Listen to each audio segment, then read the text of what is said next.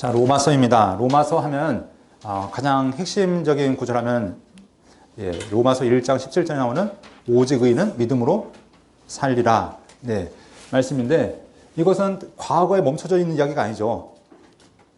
믿음으로 살았다가 아니라 앞으로 계속해서 살아간다라는 이야기로 볼 수 있습니다. 자, 로마서는 로마인들에게 보내진 편지였고요. 기록자는 바울 사도였고 누가 갔는가? 로마에서 하나님의 사랑하심을 받고 성도로 부르심을 받은 모든 자들에게 이 편지가 보내지고 있습니다. 당시 로마 교회는 바울 사도가 세운 교회는 아니었습니다. 그럼 언제 세워졌는가? 우리가 잠시 이제 수신자들 보면 알 수 있지만 이 교회가 세워진 설들이 여러 가지 있습니다.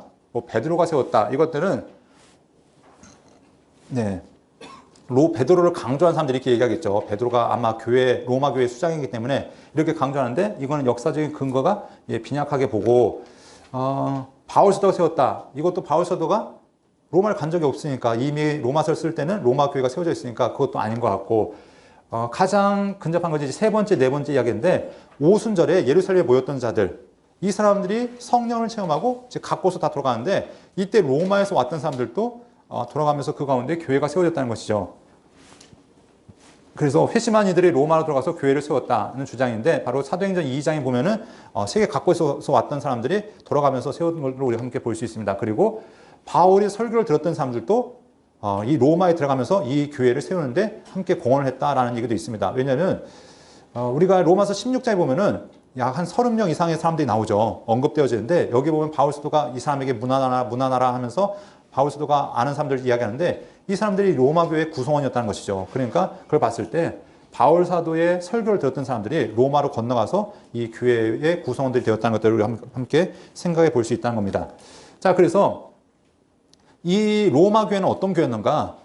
왜 로마서를 쓰게 되었는가? 이걸 보면은 바울 사도가 복음이 무엇인지를 명확하게 알려주고자 하는 목적이 첫 번째 목적이겠지만 이 로마 교회에 갈등이 있었다는 겁니다. 이 로마 교회의 구성원은 순수한 로마인들만 구성된 것이 아니라 계층도 다양했죠. 귀족도 있었을 것이고 밑에 노예도 있었을 것이고 그리고 로마 시민도 있었을 것이고 그리고 유대인들도 있었고 그러니까 이 다양한 구성원들이 섞어 있었는데 이들이 각가지 주장하는 바가 달랐다는 겁니다. 유대인들이 이야기하는 것은 구원을 받기 위해서는 예수를 믿는 것 플러스 할례도 하고 율법도 지켜야 돼. 이것을 주장했고 당시 로마인들은 예수님만 믿으면 되지. 예수님 믿으면 자유롭게 된다는데 하면서 그 자유가 너무 강조가 되면서 방종이 되어버리는 거죠. 그러면서 세상 가운데 섞이고 타락한 문제들도 같이 나타났다는 겁니다. 그래서 바울 사도가 진정한 복음이 무엇인지를 바로 알려주기 위해서 사람이 어떤 존재인지를 먼저 얘기하는 거죠. 그래서 유대인, 이방인, 네 죄이냐? 그렇다고 유대인, 너네는 멀쩡할 것 같아? 너네도 죄인이야. 결국 다 죄인이야. 그럼 죄인이면 누가 필요하냐? 바로 하나님의 은혜가 필요해. 그러면서 그 이야기가 이제 로마서에 진행되어지는데 그래서 이 유대 그리스도인과 이방 그리스도인 간의 갈등이 있었고요. 또 외부적으로는 현실적인 삶의 행동의 문제가 있었는데 지금 로마라는 나라는 지금 도시는 어떻게 보면 당시 가장 강대국의 수도였잖아요.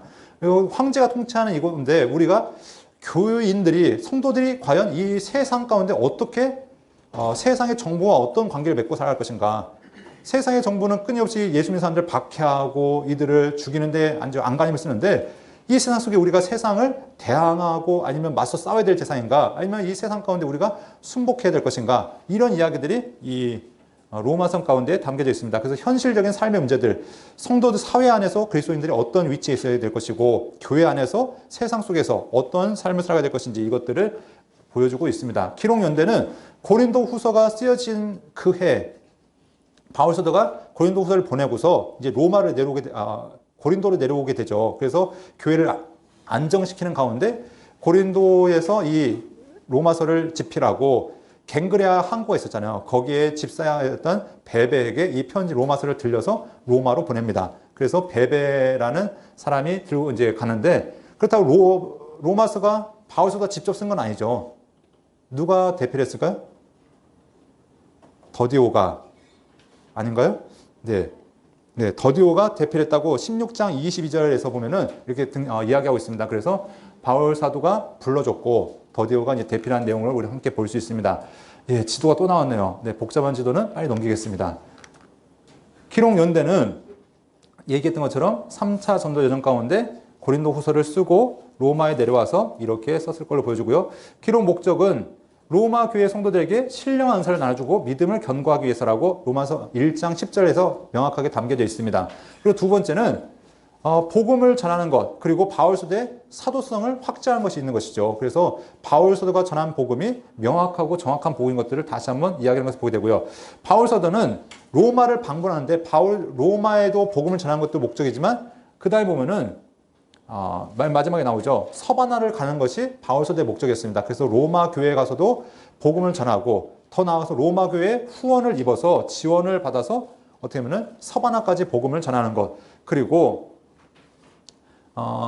예루살렘 교회에 대해서 예루살렘 교회를 향한 지원도 지금 받기 위해서 이렇게 각각 다양한 목적을 가지고 이 로마서가 기록되고 있는 것들을 보게 됩니다. 그러면 16장으로 되어져 있는데 이 16장은 어떻게 보면 구조가 명확합니다. 세 부분으로 나눠져 있는데 1장부터 8장까지는 하나님의 구원 방법이 무엇이냐, 믿음으로써 구원받는다. 유대인들은 율법을 지켜서 구원받는다고 이야기하고 있고, 이방인들도 자기 나름대로 열심히 구원의 방법을 찾았지만 하나님의 유일한 구원 방법은 믿음이다. 이것을 이야기하는데 거기에 그럼 구체적인 믿음의 대상은 예수 그리스도인데 그 믿음의 모델이 누구냐? 누구처럼 믿어야 되는가? 아브라함을 얘기하고 있죠. 갈라디아서에서도 믿음의 모델로 아브라함을 얘기한 것처럼 이 로마서에서도 믿음의 모델이 바로 아브라함인 것들을 이야기하고 있습니다. 그래서 아브라함이 어떻게 믿었는지를 우리가 잘 주목해서 보면은 우리의 믿음도 하나님 앞에 인정받는 믿음이 될 수 있다. 그러면서 믿음으로 예수 그리스도를 믿었으면 구원받았으면 끝인가? 아니란 것이죠. 우리의 삶은 율법이 우리를 완전하게 하지 못한다. 율법은 우리를 죄를 깨닫게 하지만 죄를 깨달았다고 우리가 거룩해진 것이 아니라 끊임없는 내적인 싸움이 있다는 것이죠. 그래서 우리가 죄를 깨달은 것을 멈춰서 안 되고 죄에서부터 우리가 언제 벗어나기 위해서는 성령이 우리를 사로잡아야 되는데 이게 8장 이야기죠. 그러므로 누구든지 그리스도 안에 있으면 그건 아니고요. 그건 고린도후서 15장 7절 말씀이고 5장 17절 말씀이고, 그런즉 누구든지 그리스도 안에 있으면 그것도 아니고 네. 그리고 이제 그리스도 예수 안에 있는 자에게는 결코 정죄하면 그거죠. 그러므로부터 시작하네요. 네. 그러므로부터 시작하는 그리스도 안에 있는 자에게는 결코 정죄함이 없다는 그 고백이 율법으로 안 된다는 거죠. 아무리 안간힘을 써도 안 되는 그 자들에게 생명의 성령의 법이 우리를 죄와 사망의 법에서 온전히 해방하는 그 역사가 선포되는 것, 8장의 이야기인 것이죠. 자, 그래서 이렇게 하나님의 그리스도와 연합한 삶을 통해서 이거를 뭐라고 하면 성화라는 이야기로 표현하죠. 그래서 이렇게 연합한 삶을 살아야 되고 하나님의 양자된 삶을 살아가야 된다는 것도 이야기하면서 9장부터 11장까지는 갑자기 이스라엘에 대한 이야기를 하고 있습니다. 하나님께서 이스라엘을 택하셨는데 이스라엘이 하나님 앞에 지금은 버림받았다. 예수님께서도 이 약속을 따라서 이스라엘에 태어나셨지만 그 하나님의 은혜를 이스라엘이 저버렸다. 그런데 하나님의 계획은 여기서 끝난 게 아니다. 지금 이스라엘 유대인들이 예수 그리스도를 저버렸다고 하나님의 계획이 끝난 것이 아니라 하나님은 분명히 이스라엘을 다시 회복하실 것이 있을 것이다. 지금 이스라엘의 불신앙도 하나님의 큰 계획 중에 하나다. 왜냐하면 이스라엘이 무너지면서 이방인들이 구원을 받게 됐는데 이스라엘이 회복되는 날 더 얼마나 큰 하나님의 역사가 나타날 것인가, 이 기대가 바울서대의 이 기대 가운데 담겨 있습니다. 그래서 여기 보면 이제 접붙인 이야기도 나오고 뭐 이런 이야기들이 등장하는데, 그래서 하나님께서 이스라엘 향한 그 계획, 지금은 자기가 비록 이방인의 사도로 활동하고 있지만 이 바울서대의 간절한 기도 제목은 무엇이냐? 이스라엘이 회복되는 것이다. 자기 동족이 하나님 앞에 돌아온 것이 자기 기도 제목이다. 이런 것들을 이야기하면서 하나님의 때를 기다리는 그런 간절한 마음을 담고 있고요. 12장의 내용은 구원받은 자의 삶에 대해서 이야기하고 있습니다. 이 얘기를 보면은 마치 레위기를 보는 듯한 내용이 생각되어집니다. 왜냐하면 레위기의 구조가 어떻게 되었죠? 1장부터 16장까지 제사장 나라, 17장부터 27장까지 거룩한 백성, 이렇게 얘기했는데, 그래서 우리가 먼저 제사장 나라가 되기 위해서 제사법을 통해서 어떻게 됐습니까? 그들이 율법으로 거룩해졌다. 그러니까 죄에서부터 구속함을 받은 거죠. 특별히 이 레위기의 핵심이 무엇이겠죠? 대속죄를 16장의 이야기에 통해서 얘기를 통해서 우리가 하나님 앞에 완전히 정결하게 되었다라고 얘기하면서 정결하게 된 자들이 어떻게 살아야 되는가? 거룩한 삶을 살아가야 된다 얘기했는데, 로마서도 그걸 얘기하고 있습니다. 1장부터 8장까지는 하나님께서 우리를 죄에서부터 깨끗하게 하실 것이다. 우리를 구원하실 것이다. 바로 예수 그리스도를 통해서. 그리고 여기 잠깐 건너뛰고, 그러면은 거룩하게 우리가 구원받은 자들은 어떻게 살아야 될 것인가? 바로 세상 속에서 공동체 가운데서 또 이 세상 가운데서 우리가 각각 맡겨진 일이 있다 이런 것들 이야기하면서 마지막 이제 로마 방문의 계획에 대해서 이야기하고 문안 인사로서 이제 맞춰지게 되는데 이걸 표로 보면 이렇게 볼 수 있겠죠. 그래서 우리가 로마 레위기에서 봤던 것처럼 우리의 부정에서부터 정결하게 되는데 이거는 과거에는 무엇을 통했습니까? 제사를 통해서 정결하게 됐는데 이제는 율법이 아니라 예수를 믿음으로 우리가 정결하게 된다는 것이죠. 그래서 정결하게 된 자는 어떻게 되는가? 하나님의 거룩한 삶을 쫓아가야 된다는 것이죠. 이 얘기를 했었는데요. 그래서 하나님의 구원 방법 이것이 바로 1장부터 8장까지 이야기고 그리고 정결한 삶, 거룩한 삶 이거는 12장부터 16장까지의 내용으로 이렇게 우리가 찾아볼 수 있다는 것이죠. 그래서 우리 1장부터 함께 보면요. 자, 1장의 이야기는 바울서대인 첫 번째 인사로 담겨져 있습니다. 그리고 그 다음 곧바로 해서 로마 방문 계획을 이야기하고 있죠. 그래서 내가 11절 말씀 함께 읽도록 하겠습니다. 시작.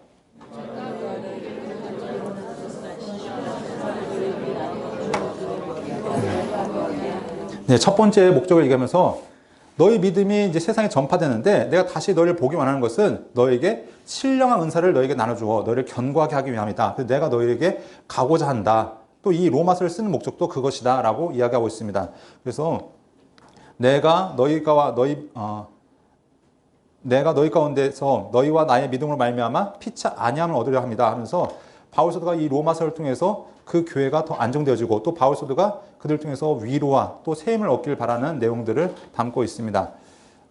바울 사도가 지금 이제 쭉 이야기하면서 1장부터 이제 복음에 대한 진리를 선포하는데 그 로마 교회 구성원 자체가 여러 이제 사람들로 구성이 되었습니다. 로마라는 사회가 그랬지만 교회 안에도 유대인들과 이방인들이 함께 혼합되어 있는데 사람들이 다 자기 나름대로 조장한 거죠. 우리 유대인으로 말할 것 같으면 우리는 대단한 존재하면서 그 교회 안에 있는 사람들도 율법을 자랑하고 있었고 이방인들도 이 로마 사회에서 우리가 어떤 존재하면서 각각 나름대로 자기 자랑하고 있는데 바울 사도가 그들에게 진짜 복음이 무엇인지를 알려주겠다는 것이죠. 그들이 착각하고 있는 그들에게 이 복음은 모든 믿는 자에게 구원을 주시는 하나님의 능력이 되는데 먼저는 유대인이고 헬라인에게다. 복음에는 하나님의 의가 나타나서 믿음에서 믿음으로 이르게 하는데 오직 의인은 믿음으로 말미암아 살리라 함과 같으니라 하면서 어떤 사람이 의인이냐? 믿음으로 살아가는 사람이 의인이다. 그러면서 이 로마 사회 가운데 복음을 통해서 하나님의 구원의 방법이 나타나는데 그러면 그 구원의 방법이 어떻게 시작되어지는가? 구원이 필요하다는 것은 우리의 존재 자체가 어떤 존재인지 먼저 알아야 구원이 필요하다는 것이죠. 물에 빠져있는 사람이 살려달라고 외쳐야 사람들이 건져주는 것처럼 자기가 물에 빠진지도 모르고 있으면 외치지 못하겠죠. 그것처럼 자기가 지금 심각한 죄임을 깨달아야 하나님의 구원 가운데 나오듯이 그들의 죄를 하나하나 지적하는데 먼저 이방인입니다. 이방인은 어떤 죄를 지었는가? 하나님의 진노가 불의로 세상의 진리를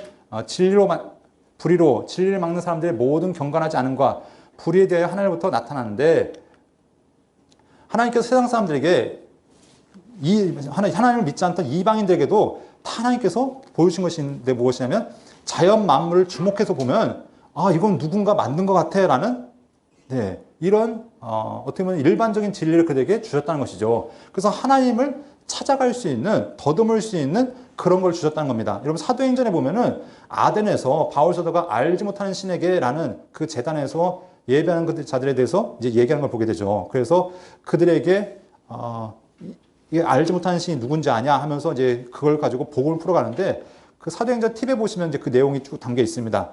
그 아덴이라는 그 수많은 우상들이 있는 그 동네에서 바울 사도는 이미 그들에게도 하나님을 찾고자 하는 시도가 있었다는 것들을 그들에게 이야기합니다. 마찬가지로 세상 사람들이 자연 만물을 통해서 세상의 이치를 통해서 하나님을 알 만한 것들이 있다는 것입니다. 그런데 그렇기 때문에 하나님께서 그들을 심판하실 때 그들이 절대 핑계하지 못한다는 것이죠. 우리는 하나님을 몰라서 이게 핑계가 안 통한다는 것이죠. 그런데 하나님을 알면서도 그분이 누군지 구체적으로 몰라도 하나님을 알면서도 영화롭기도 하지 아니하고 감사하지도 않았고 그들이 어떻게 하면은 결국 하나님의 형상들을 다 엉뚱한 걸 바꿨다는 것이죠. 세상에 한번 종교들 보십시오. 결국 그들이 신이라고 만든 것이 돌이나 나무나 쇠 이게 전부죠. 결국 하나님의 형상으로 지음받은 사람이 하나님께서 사용하라고 만든 그걸 가지고 거기에 엎드리고 절하는 것이 얼마나 하나님의 형상을 비참하게 만드는 것인가 한번 생각해 볼 수 있다는 것입니다. 그래서 하나님께서 이것들을 동물의 형상과 짐승과 이런 형상을 만들어서 하나님의 그 가치, 하나님의 형상으로 지음받은 사람의 가치를 완전히 무너뜨렸다는 것입니다. 그리고 하나님이 없으니까 결국 어떻게 보면 자기 멋대로 살면서 그 모든 것들을 다 망가뜨렸다라고 얘기하고 있습니다. 그래서 하나님의 진리를 거짓 것으로 바꾸어 피조물을 조물주보다 더 경배하고 섬긴다. 이것이 이방인들의 죄악이다. 그래서 하나님께서 그들을 내버려뒀다. 그러니까 하나님의 유기, 하나님의 방치가 있는데 결국 이들은 하나님께서 이들을 향해서 사형, 판결을 내렸음에도 알면서도 결국 그 일을 멈출 수 없다는 거죠. 왜냐하면 하나님이 없으니까 그것을 향해서 마치 브레이크 없는 열차처럼 끊임없이 세상을 향해 달려가고 있다는 것을 이야기하고 있습니다. 그렇다면 이방인이 이렇게 살아가는데 그러면 하나님의 율법을 받은 유대인은 괜찮은가? 아니란 것이죠. 유대인들은 무엇이 문제냐면은 율법을 가지고 있는데 그걸 가지고 있으면서도 안 지켰다는 게 그들의 문제란 겁니다. 알고 있으면서도 안 지키는 것. 그래서 그들은 율법에 의해서 심판을 받을 것이다. 그래서 유대인이라 불리는 내가 율법을 의지하며 하나님을 자랑하냐. 하지만 결국 너희는 율법을 범하면서 하나님을 욕되게 했고 결국 하나님 앞에서 그들을 심판하실 것이다 라고 얘기하고 있습니다. 그럼 결론이 무엇이냐? 이방인 죄인이다. 유대인 죄인이다. 결국 세상 모든 사람들이 다 죄인이다. 그래서 9절 말씀에 그러면 어떠하냐? 우리는 나으냐? 우리도 아니란 것이죠. 유대인이나 헬라이나 다 죄 아래 있다고 우리가 이미 선언하였느니라. 기록된 바 의인은 없나니 하나도 없고 깨닫는 자도 없고 하나님을 찾는 자도 없고 다 치우쳐 무익하게 되고 선을 행한 자는 없나니 하나도 없도다. 그러니까 다 죄인이란 거죠. 세상에 하나님 앞에 의롭다고 얘기할 수 있는 자가 하나도 없다는 겁니다. 그러니까 모든 세상 사람들이 다 심각한 죄라는 병에 빠져 있다는, 죽음의 병에 빠져 있다는 진단이 내려졌습니다. 그럼 진단이 내려졌으면 거기에 대한 치료가 있어야겠죠. 그러면 하나님께서 이 세상을 그냥 방치하시는가? 아니란 겁니다. 하나님께서는 어떻게 하시는가? 율법 행위로 그 앞에 의롭다 하시면 얻을 육체가 없나니 율법으로는 죄를 깨닫는다. 그래서 유대인들이 그 율법을 가지고 안간힘을 썼다는 거죠. 율법을 가지고 무엇인가 해보려고 했는데 안 됐다는 겁니다. 그래서 하나님께서 율법에 한 의가 나타났으니 율법과 선지자들의 증거를 받은 것이라. 결국 그 하나님의 방법이 무엇이었는가? 하나님의 해답은 예수 그리스도가 하나님의 방법이었다는 겁니다. 우리가 여기서 주목해야 될 것은 우리가 율법 얘기가 쭉 나옵니다. 우리 많은 사람들이 이걸 오해해서 율법은 필요 없는 거구나. 율법은 문제가 많은 거구나. 율법을 통해서는 구원받지 못하는 거구나. 그럼 율법에 하자가 있습니까? 율법에 무언가 치명적인 문제가 있어서 그렇습니까? 예, 성경 예수의 말씀 가운데 율법은 없어지지 않는다고 말씀합니다. 그 얘기는 하나의 구약의 율법도 하나님의 말씀이고 신약의 예수의 말씀도 다 하나님의 말씀인데 구약의 말씀은 폐지되고 신약의 말씀은 뭐 그대로 남아있고 이게 아니라 구약의 말씀도 하나님의 말씀인데 문제는 하나님의 말씀에 문제가 있는 것이 아니라 사람에게 문제가 있다는 것이죠. 죄악된 인간이 그 율법을 지킬 힘이 없다는 게 문제입니다. 그래서 바울 사도는 그렇기 때문에 사람의 그 한계를 하나님께서 아셨기 때문에 그 사람에게 율법을 지켜서 의롭게 되어진 법이 아니라 예수 그리스도를 믿음으로 구원받는 하나님의 방법이 허락되었다는 것입니다. 그래서 그리스도 예수 하는 자는 속량으로 말미암아 하나님의 은혜로 값없이 의롭다 하심을 얻은 자 되었다 말씀합니다. 그래서 모든 속량이 예수만에 있다는 것입니다. 이것이 하나님께서 정하신 방법이란 것이죠. 그래서 우리가 예수님을 믿을 때 우리가 속량을 받고 의로워질 수 있다라고 이야기하고 있습니다. 그래서 하나님께서 예수님을 통해서 우리가 구원받게 하셨는데 그분을 화목제물로 삼으셨다라고 이야기하는 것이죠. 그래서 예수님을 믿는 자들을 의롭다 하셨다라고 얘기합니다. 그러니까 오직 하나님께서 세우신 법이 어떤 법이냐? 믿음의 법으로 우리를 의롭다 하셨는데 사람이 의롭게 되는 것은 율법의 행위에 있지 않고 믿음으로 되는 것을 우리가 안다. 그럼 이것은 단순히 신약에만 적용되는 걸까요?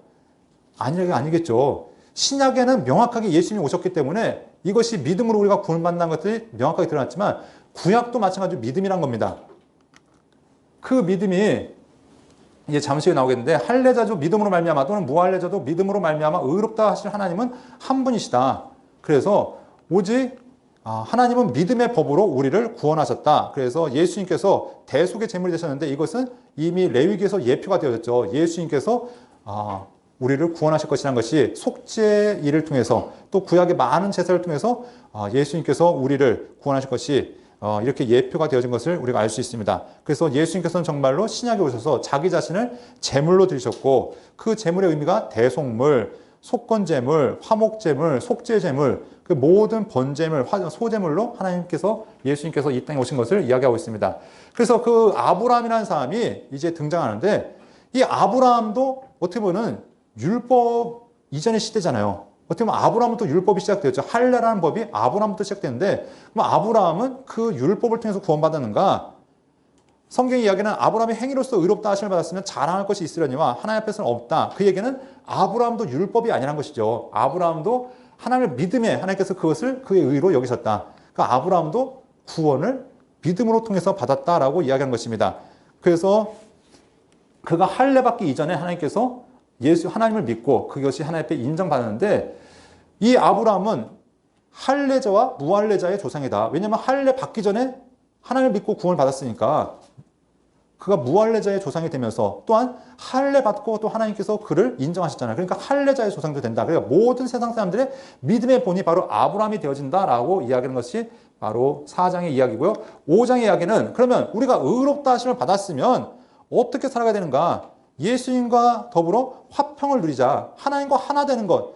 결국 구원의 목적이 무엇이냐? 구원받는 것은 우리가 이 땅에서 잘 먹고 잘 사는 것이 목적이 아니라 하나님과 하나 되어지는 것, 하나님과 동행 동거하는 것, 하나님 앞에 우리가 화평을 누리는 것. 이것이 하나님께서 우리가 믿음으로 살아가는 이들에게 주어질 복이란 것입니다. 그래서 믿음으로 서 있는 이 은혜에 들어감을 얻었으며 하나님의 영광을 바라고 즐거워한다라고 이렇게 선언하는 것을 보게 됩니다. 그래서 우리가 환난 중에도 즐거워하니 이는 환난은 인내는 연단은 소망을 이루는 줄 압니다 하면서 성령께서 우리 안에 이렇게 환난 가운데도 기뻐할 수 있는 은혜를 주신 것은 바로 오직 하나님의 은혜 가운데 가능한 것이다 라고 이야기하고 있습니다. 그런데 예수님이 이렇게 가능한 것이 바로 예수님께서 죽으셨기 때문인데 예수님의 죽으심은 이것이 결국 하나님의 약속이었고 하나님의 계획이었다는 것입니다. 이것이 우리가 신약을 통해서 복음서를 통해서도 알 수 있듯이 이것은 감춰졌던 것인데 하나님께서 우리가 아직 죄인 되었을 때 그리스도께서 우리를 위하여 죽으심으로 하나님께서 우리에 대한 자기의 사랑을 확증하셨다라고 이야기합니다. 그러니까 만약에 예수님의 죽음이 하나님의 방법인 것을 알았으면 사단은 어떻게든지 막았겠죠. 그런데 이 죽음이 하나님의 새로운 구원의 방법이었고 이것이 하나님의 놀라운 계획을 나타내는 하나님의 방법이었다는 것들을 이야기하고 있습니다. 그래서 예수님의 피가 예수님의 죽음이 우리에게 새로운 구원의 방법이 되어졌고 이것이 하나님의 진노하심에서 우리를 구원하는 방법이 되었다. 그래서 우리가 하나님과 원수 되었을 때 그 아들의 죽으심으로 우리가 하나님과 화목하게 되었다라고 선언하는 것을 보게 됩니다. 화목하게 된 자들은 하나님 앞에서 또한 즐거워한다라고 선언하고 있죠. 그래서 아담의 이야기를 하고 있습니다. 아담이 한 사람이 죄를 지었더니 다음부터 죄를 짓지 않아도 자동으로 다 죄인이 되었습니다. 참 편리한 제도죠. 네, 알아서 다 죄인이 되었습니다. 그런데 한 분 예수님께서 죽으심으로 말미암아 우리에게 구원이 있는데 이것은 자동이 아니죠. 이것은 믿음이라는 방법을 통해서 우리가 의롭게 되어줄 수 있다라고 이야기하고 있습니다. 그러니까 우리가 어제도 첫날도 얘기했듯이 하나님의 신뢰의 관계가 깨져서 죄가 들어왔잖아요. 하나님 말씀을 믿을 것인가? 마귀의 말을 더 신뢰할 것인가? 그 믿음의 문제가 깨졌을 때 사람 가운데 죄가 들어왔을 때 하나님은 이 땅을 구원하실 때도 믿음이라는 방법, 순종이라는 방법으로 이 땅을 구원하시는데 구약에서는 제사였고 신약에서는 예수 그리스도를 믿음으로 우리가 구원받는 그 하나님의 방법이 우리에게 나타났다는 것입니다. 그래서 그리스도와 이제 구원받는 게 끝이 아니라 그리스도와 함께 사는 자들이 되어야 되는데 죄에 대하여 죽은 우리가 어찌 그 가운데 더 살 것인가? 우리가 구원받았다는 것은 마치 3절에는 우리가 구원받는 것이 예수 그리스도와 합하여 세를 받았다는 것인데 세를 받았다는 것은 바로 우리가 죽었다는 것을 의미하고 있다는 것입니다. 그래서 세례를 통해서 우리가 죽었는데 더 이상 과거로 돌아갈 수 없다는 것입니다. 우리는 새 생명 가운데 살아간다라고 이야기하고 있다는 것이죠. 그래서 우리는 더 이상 율법에 매여 있는 존재가 아니라 하나님의 은혜 가운데 있는 존재를 이야기하고 있습니다. 그래서 우리의 삶이 지금 누구에게 속했는가는 우리의 삶의 방향을 보면 안다는 것이죠. 누구에게 순종하는가? 하나님께 순종하면 하나님의 종일 것이고 세상에 순종하면 세상의 종일 것이다.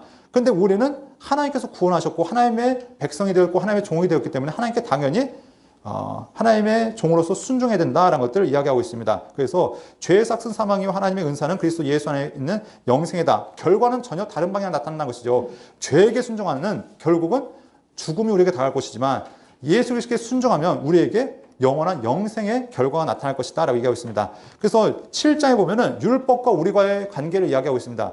7장 크게 세 부분으로 나눠지는데 앞부분에 보면은 결혼 관계를 이야기하고 있습니다. 이 율법의 이야기를 하면서 율법은 마치 우리의 남편과 같다. 그런데 이 남편이 어떻게 하면은 한번 우리가 율법에 결혼한 자들은 그 율법에서 헤어질 수가 없다는 것입니다. 왜냐하면 이 율법은 우리를 평생 죽을 때까지 쫓아다니기 때문에 여러분이 결혼을 하셨지만 그 결혼이 깨어질 때는 언제 깨어지냐면 이혼 증서를 써주거나 아니면은 사별을 하거나 둘 중에 하나로 여러분들이 이제 결혼 관계가 깨어질 수 있습니다. 그런데 이 율법이라는 것은 절대 이혼 증서가 통하지 않는다는 것이죠. 나 율법 더 이상 안 따를래 말한다고 이게 율법이 안 따라다니는 것이 아니라 율법은 우리를 죽자고 쫓아다닌다는 것입니다. 그러니까 율법에서 헤어질 수 있는 방법은 하나밖에 없다는 거죠. 죽는 수밖에 없다는 겁니다. 죽어야만 율법에 우리가 해방될 수 있는데 죽으면 결국 뭐예요? 율법의 죄의 삭스를 우리가 다 받는 거죠. 아까 얘기했던 것처럼 죄의 결과가 죽음이라고 했는데 죄의 삭스는 사망이요. 그러니까 율법은 계속 우리를 고발하잖아요. 하나님 앞에 얘 죄인입니다. 죄인입니다. 그런데 율법에 묶여있는 자들은 결국 죄에서부터 벗어날 수 없다. 그런데 결국은 어떻게 하는 수밖에 없느냐? 우리가 죽는 수밖에 없다는 거죠. 율법은 안 죽으니까. 율법은 영원하니까 우리가 죽는 수밖에 없는데 그러면 하나님께서 만드신 방법이 무엇이냐? 결국 예수 그리스도의 죽음이 우리의 죽음으로 인정되어진다는 것이죠. 그래서 우리 율법에 대한 이야기가 이제 13절부터 쭉 보면은 이제 12절까지 이야기는 뭐냐면 율법도 선하고 계명도 선한 것이다. 이게 악한 게 아니라는 것이죠. 그런데 문제는 무엇이냐면 내가 문제란 것입니다. 내가 율법을 깨닫고서 율법이 참 좋은 거구나. 지켜야 하지 않는데 내 속에 깨달음은 있지만 내가 그걸 행할 수 있는 힘이 없다는 거죠. 그래서 날마다 그 율법과의 죄와의 싸움에서 맨날 지고 쓰러진다는 것입니다. 말씀을 읽으면 어떻게 합니까? 맞아. 이 말씀대로 살아야지 하는데 어떻게 합니까? 넘어지고 또 넘어지고 또 넘어지고 그걸 통해서 어떻게 해요? 나는 안 되는구나. 나는 할 수 없구나. 이 율법이 참 좋은 말씀인데 이 하나님 말씀이 좋은데 나의 한계를 계속 말씀을 통해 깨닫는다는 것이죠. 나는 결국 이거밖에 안 되는구나. 이렇게 하면서 바울서의 고백이 무엇이냐면 오호라 나는 곤고한 사람이로다. 이 사망의 몸에서 누가 나를 건져내랴. 근데 바울서도가 여기에 기쁜 소식을 전한 거죠. 지금까지 율법에 배워서 절망 가운데 있는 자들에게 참 기쁨의 소식이 전했는데 그 소식이 무엇이었는가? 8장의 이야기가 바로 그것이죠. 우리 8장 1절과 2절 말씀. 제가 아까 버벅거렸던 말씀인데요. 자, 함께 읽겠습니다. 시작.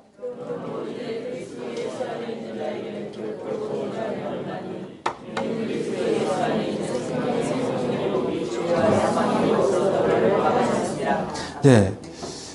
그러므로 이제 과거는 단절된다는 것이죠. 이제부터는 그리스도 예수 안에 있는 자에게는 결코 정죄함이 없다. 누구 안에 있는 자에게? 예수 그리스도 안에 있는 자에게는 이는 그리스도 예수 안에 있는 생명의 성령의 법이 죄와 사망에서 너를 해방하였다. 이제 우리는 율법부터 죽고 성령 안에서 다시 새롭게 태어난 자가 되었습니다. 그래서 갈라디아서 2장 20절이 이것을 이야기하죠. 내가 그리스도와 함께 십자가에 못 박혔나니 그런즉 이제는 내가 산 것이 아니라 오직 내 안에 그리스도께서 사신 것이라.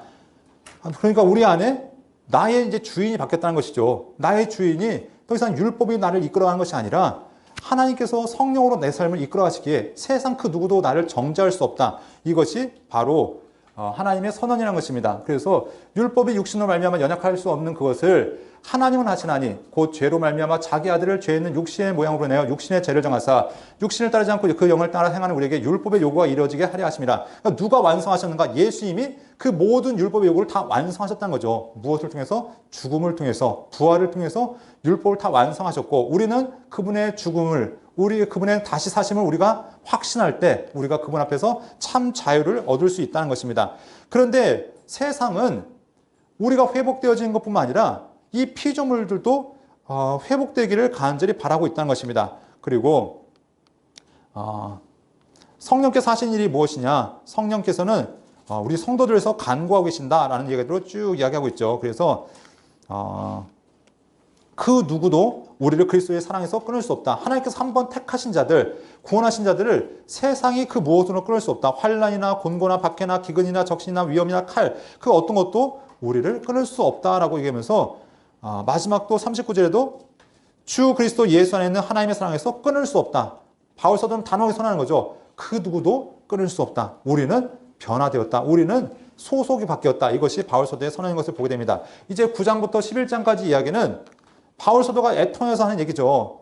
3절 말씀해 봤더니 나의 형제 곧 고륙 친척을 위하여 내 자신이 저주를 받아 그리스도께 끊을지라 나는 원하는 바인데 그 원하는 바가 무엇이냐면 내 동족이 하나님 앞에 구원받는 것. 지금은 복음을 저버리고 지금은 그리스도를 외면하고 도리어 그리스도의 박해자가 되었지만 하나님께서는 역사를 봐도 택한 자가 있다는 거죠. 택한 자가 있는데 하나님께서 아브라함을 택하셨고 이삭을 택하셨고 야곱의 자식들을 택하셨는데 이렇게 하나님의 계획하심이 있는 것을 안다. 지금은 비록 이스라엘이 그 하나님의 구원계에서 멀어진 것 같지만 때가 되어지면 하나님께서 하나님의 주권 가운데 돌이키실 것이다 라고 이야기하고 있습니다. 그래서 하나님께서 내가 야곱을 미워하고 에서를 미워했다. 어떻게 보면 우리가 말도 안 되는 얘기죠. 어떻게 태어나기 전에 그럴 수 있는가. 그런데 하나님의 큰 구원의 계획이 있는데 그렇다 해서 하나님께서 이 유대인들은 다 외면하시는가? 아니시란 겁니다. 하나님께서 비록 지금이 그들이 완악해서 예수 믿는 자를 박해하는 존재가 되어졌지만 하나님께서 분명히 하나님의 계획이 있는데 이스라엘의 불신앙이 어떤 의도가 있는가? 이스라엘은 실패했다는 것이죠. 이스라엘은 율법을 실패해서 결국 하나님 앞에 그들이 노력으로 안 된다는 것을 깨달았는데 하나님의 계획은 무엇인가? 그 율법이 실패함을 통해서 무엇을 보시는가? 구원은 율법이 아니라 우리의 믿음을 통해서 구원받는 것들을 이방인들에게 분명히 보여주셨다는 것입니다. 그래서 누구든지 내가 만일 내 입으로 예수를 주로 시인하며 또 하나님께서 그를 죽은 자 가운데서 살리신 것을 내 마음에 믿으면 구원을 받으리라. 우리가 전도할 때 핵심적인 구절 중에 하나죠. 우리가 예수 그리스도를 입으로 마음에 믿고 입으로 시인하는 것, 그리고 마음을 믿어 의에 이르고 입으로 시인하여 구원에 이른다. 그래서 이것이 이방인들에게 선포되었고 이방인들이 이 복음을 듣고 주님 앞에 돌아왔다는 것입니다. 그래서 이 복음은 유대인에게나 헬라인이나 차별이 없다는 것입니다. 그런데 하나님께서 이방인을 회복하실 것인데 어떻게 회복하시는가? 지금 그들이 넘어짐 때문에 이방인들이 하나님 앞에 돌아왔다는 것입니다. 그런데 하나님께서 때가 되어지면 그들이 회복되어지면 하나님께서 이스라엘에게 더 풍성한 은혜를 주실 것이라는 것이죠.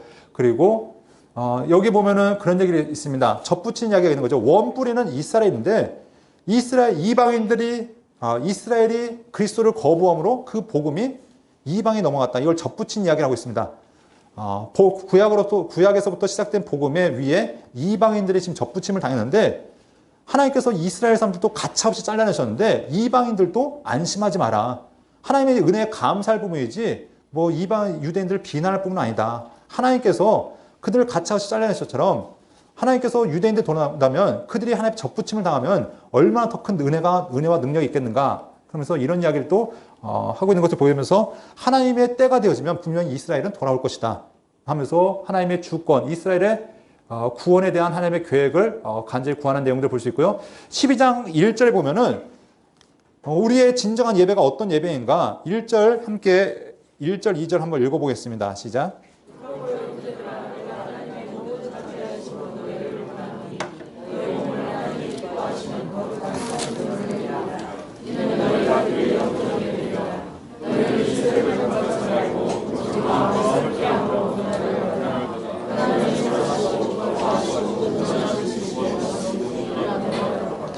바울 사도는 제사로 끝나는 것이 아니라 제사 이후의 삶이 중요하다는 것이죠. 그래서 우리가 단지 과거와 같이 짐승 드리고 끝이 아니라 우리 자신이 제물되어서 제물된 삶을 살아가는 것입니다. 우리가 이 땅에서 하나님이 거룩한 산 제물로서 우리가 이 땅을 살아가는 것, 그리고 특별히 이 시대를 본받지 않고 하나님의 백성다운 삶을 살아가는 것, 이것이 바로 하나님의 백성의 삶이라는 것들을 이야기하면서 모든 권세가 하나님께 왔기 때문에 이 세상에 권세도 하나님께 세우신 것을 인정하면서 이 세상 가운데 어떻게 살아갈 것인가. 그래서 바울 사도는 권세들에게 복종하라고 얘기하는 것이죠. 어떻게 보면 말이 안 되는 얘기입니다. 로마 정부는 기독교인들을 박해하고 기독교인들을 압제하고 있는데 그것을 받아들이라.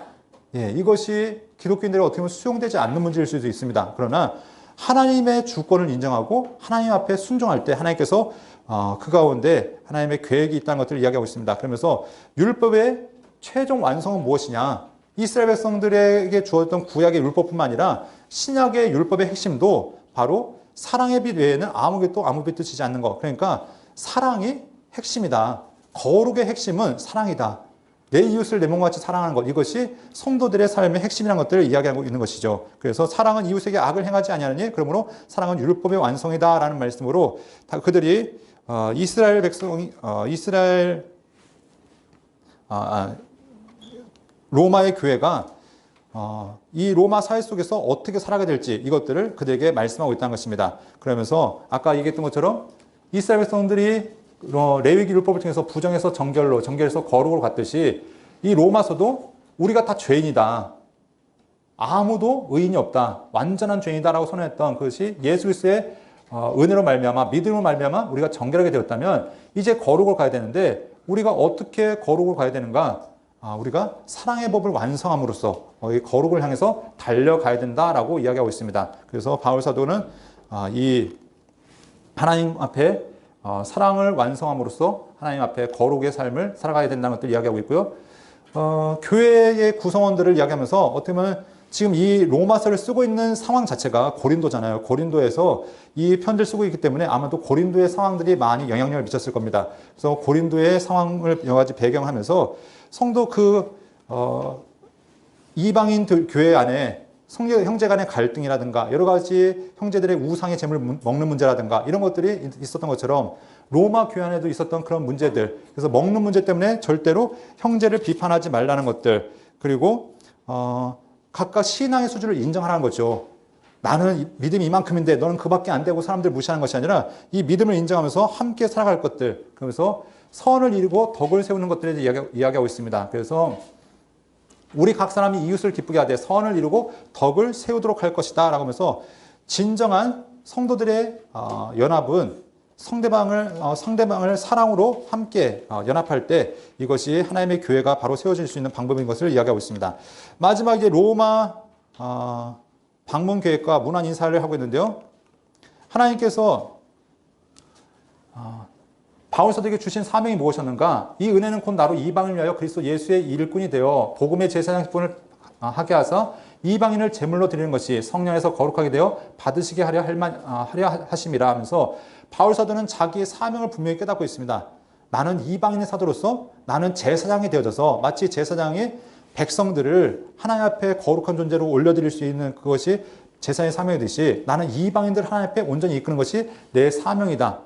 그들을 거룩하게 하는 것, 이것이 내 사명이라는 것을 이야기하고 있습니다. 그리고 바울 사도는 로마 방문 계획을 밝히죠. 내가 이제 너희에게 가기 원하는데 너희를 들렸다가 또 서바나로 갈 때 너희의 지원을 바란다. 그리고 내가 너희에게 도움을 받아서 서바나를 가기 바란다. 이것들을 이야기하고 마지막에 바울의 방문 계획을 이야기하고 바울의 찬양과 감사 얘기가 나오는데 여기 보면 한 30여 명의 사람들이 등장하고 있습니다.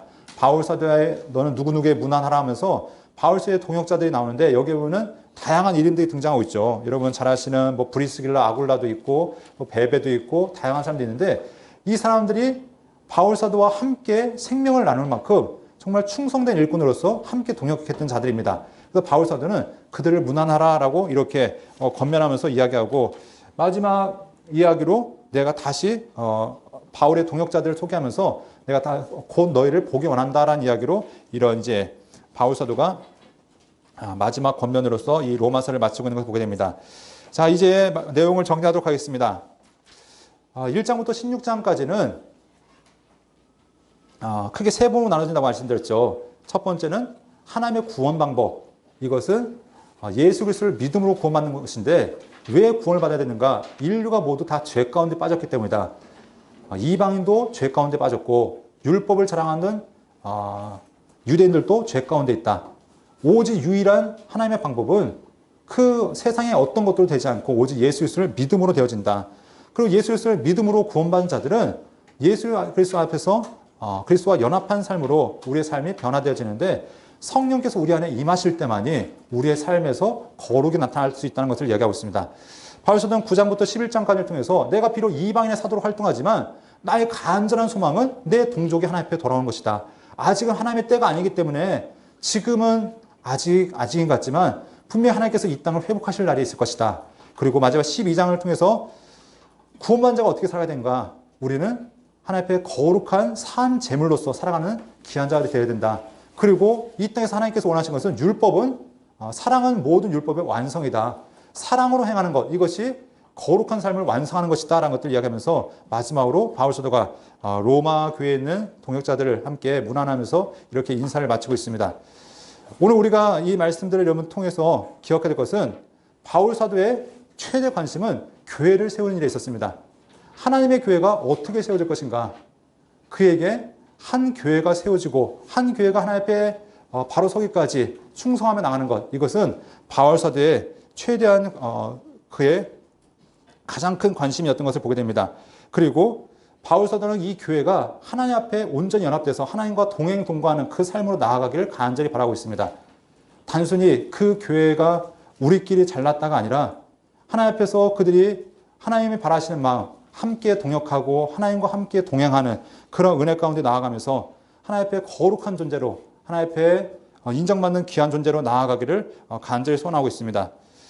바울 사도는 이렇게 로마에 편지를 보내고 다시 한번 예루살렘으로 돌아가면서 이제 그렇게 고백하고 있죠.